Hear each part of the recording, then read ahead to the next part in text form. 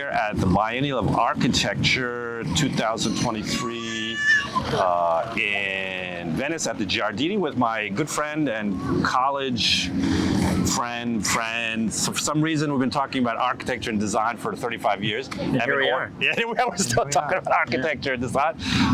Evan is editor-in-chief and founder of Cool Hunting, which has been executive editor, which has been talking about design for almost 20 years. Over 20 years. Over 20 years. I think you just celebrated your 20th. Yeah. And he's here at the Biennial of Architecture. So Evan, why are you here at the Architecture Biennial? Is this the first time you're here? It's my first time at the Architecture Biennial. I've been to the Art Biennial several times, and I was excited that this is both the Design Biennial and the Architecture Biennial. Right. So it's a twofer. Right. And I spent a whole day doing the opening of the Design Biennial, which was really great. Yeah. That is unlike... Where is that? It's all over. Right, so there are 4 or 5 principal locations. Yeah, I'm not aware even that there was a design biennial. Yeah, it's all over. It's on different islands. It's great. Okay. They have different installations in different places. Right. It is the 4th design biennial, so it's still very nascent. Right, when you compare it to the Architecture Biennial or the Art Biennial, which have been around for a really long time. Very famous. So the Architecture Biennial, I think it's really interesting because my experience at biennials here has historically been the Art Biennial. Yeah, that's just a little more grand, a little more commercial, and more accessible to the general public. Yeah, I was kind of surprised that even the preview and the press day was pretty quiet. Yeah. But today is opening day, and compared to opening day of the Art Biennial last year, there were lines, for hours to get in. This you just walk right in, and it comes to so you break up the point. Like, do you feel that the biennial or exhibitions of architecture have importance as cultural events, because it is a professional area, architecture. So can you talk about architecture exhibitions? I mean, you think it's what would make it more accessible to a larger general public? I think the world's going through so many transformations right now, and architecture is one of them, both in terms of tools and methodology and technology are changing the practice. The other part, though, is parallel to what's happening in all the worlds, in automotive and design, where they have their own worlds. It's the auto show world, the world which of Cool Hunting is very involved with. Yeah, very much a part of that. But all of those worlds are changing, and they're focusing more not just on themselves and their inner community, but on how do we connect to the world around us. Right. And I think architecture is a little bit behind that curve. Right. Got it. Right. And I'm glad to see this is a little bit more open, a little bit more inclusive, a little bit more speaking to everybody. It's not a how does one symposium for architects? Yeah. How does one speak to everybody in terms of exhibition design, you think? Like, what do architects need to do? We're speaking to architects out there. Evan's very experienced in design exhibitions. So I think for me, one of the hard things is as an editor, I'm walking through and I'm looking for what grabs my attention. Yeah.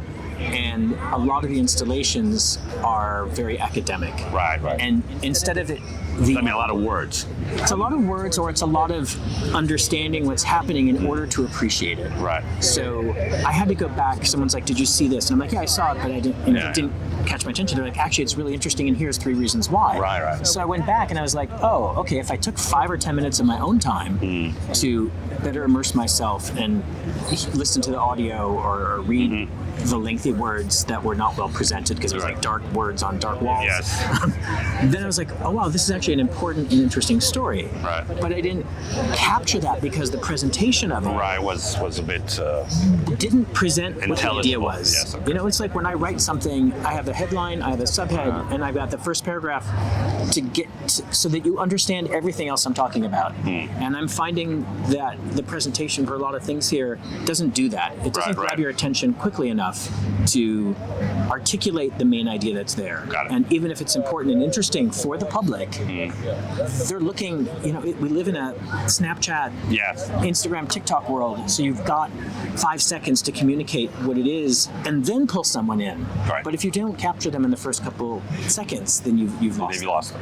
Especially when you're in the context of there's literally another thing next to you and the next curtain down. So you have to be much more engaging to communicate what it is you're trying to do more quickly. So, I thought,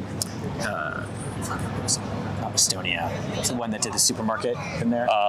Lithuania. Did a really good job because you're like, I'm engaged in this. Yeah. And some may think it's too theatrical, but it worked because there were huge lines, people that wanted to see what was going on. Yeah. And then they got you there, and then they explained what it was doing. Okay. And I think that was a great way to communicate their message, what they were trying to share. So ultimately, it's the content of the architecture, and I think what you're saying is there's an idea there, you got to get it out clearer, quicker, in a more clear fashion. Yeah. Let's get to the content of this exhibition. This exhibition is curated by Lesley Lokko. It's called The Laboratory of the Future, and it makes a big deal out of architecture, Africa, African diaspora around the world. We live in a time when these social dynamics, whether it's with the United States especially, with Black Lives Matter and the integration of certain cultural experiences of African Americans, but at the same time, queer space, all these social matters are coming into architecture.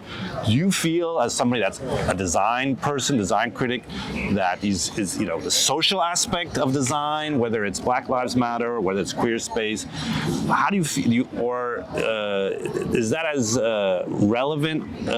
Because there's some critiques have been saying, oh, this is a social movement, it's not architecture design.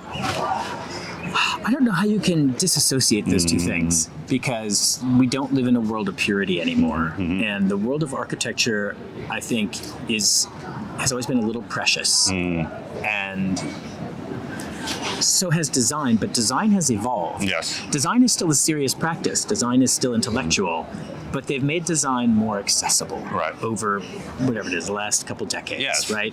And people gravitate to it. And architecture is still a little bit more holier than thou. It's a little bit more precious. It's, listen, there aren't many people who work as hard and study as hard and who are as smart as architects, and also don't earn a lot of money, right? It's not like they study really hard and then they become bankers. So there's a little bit more of like, it's a club. It's sacrifice to be an architect, right? We get to travel to nice places, but you do. but that's about it. You build beautiful things, but it's also a different scale. Most people don't understand how long it takes to go through the process of building something, particularly if it's a big thing. The zoning, the planning, the approvals, the financing. And then you actually have to build it after that. Then the building it, it's so long. And so I think the way that architects think is just different than the way the general public thinks, which today is just faster. Right. And I think architecture and architects need to find a way to better engage. And there are some examples. We were recently, both in I saw you in Manhattan a few months ago, and I think the High Line is a great example of that. Right? Here's something integrating nature and urban. But it brings it together. The architects came in and they came up with ways to resuscitate an old existing property that people lived around but never noticed. And now it's the number 2 tourist destination in New York. And there's a ton of architecture and art along the way. It's evolved it, and it has become accessible. So I think that's a great success story for architecture and landscape design. But what you can do to popularize. It and have people understand and appreciate the work that architects can do to transform existing spaces and create new spaces. So to kind of ask a final kind of more broad question, architecture, urbanism, living in cities, you're somebody that lived in New York City for many years. What do you feel needs to happen going forward about cities and architecture, all this stuff together? I mean, somebody now you've now lived back and forth between New York City and Northern Paris and what needs to happen to cities, Evan Orensten, in the future? I think New York's in a really tough spot, right? The cost of doing anything there and the complexity of doing things there is leaving it behind. And when you see these things, these big plans that other countries have, whether it's Singapore, whether it's Saudi Arabia, they're kind of starting from ground up. Or it's cities in Scandinavia, which are smaller in scale, so they're able to transform and make their cities electrification friendly in ways that New York just can't do or doesn't have the money to do it. Yeah. So I feel like they need to think about how to evolve in ways that make sense, and climate change is another huge part of this. So if you think, I'm a little, not that I'm America-centric, but if you look at Florida, for example, right, huge change has to happen there, huge opportunity there, but it's not happening in the right way, in the right place. So the ecological aspect, in American culture, obviously these cities, they need to go through a transformation. I mean, even here in Venice, they're talking about how they can transform. So it seems to be. Right. So I think with the conversation here, is, I don't feel like it's future enough. Yeah, got it. You don't think this laboratory is to be more futuristic? This is like 5 years future to me, not 50 years. And I think when you're thinking, especially of things like climate change, we need to move this conversation from changing to living and adapting because it's already here. Right. And I believe that we can change the climate, but we're talking about decades to get back to what long-term planning. And in the meantime, the next 30, 40 years, it's how do we live with it? Right. And that's faster than the cycles of most design and most architecture. Right. But we don't have 40 years to plan for it. We have 5 years to plan for it. It's happening much faster than people think. Yes. And so the world of both designing and planning, as well as the things that support it, the regulation, litigation, governance, has to move quicker than it is in order for us all to survive, to get through the point quicker in terms of organization, budgeting, and planning. And legal. Legal. Right? That's a big thing. Evan, thank you for your excellent statements. I was with Evan Orensten, the executive editor of Cool Hunting in New York City, longtime friend, and we're talking about the Biennale of Architecture here in Venice. It's May 20th, 2023 at the Giardini. So the exhibition for us ends today, and we look forward to seeing you next time. Bye, Evan. See you next time. Thanks for having me.